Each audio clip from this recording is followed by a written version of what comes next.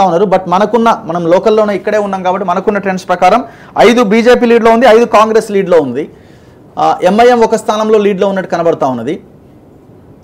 Madhya Pradesh BJP sweep చేస్తుంది, 26 BJP 3 Congress Madhya Pradesh.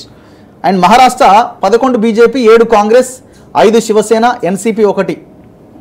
ఇంకా మిగతా పార్టీలు కూడా ఉన్నాయి. ఇక్కడ పంచుకుంటున్నారు మొత్తం. ఇక్కడ మధ్యప్రదేశ్ మహారాష్ట్రలో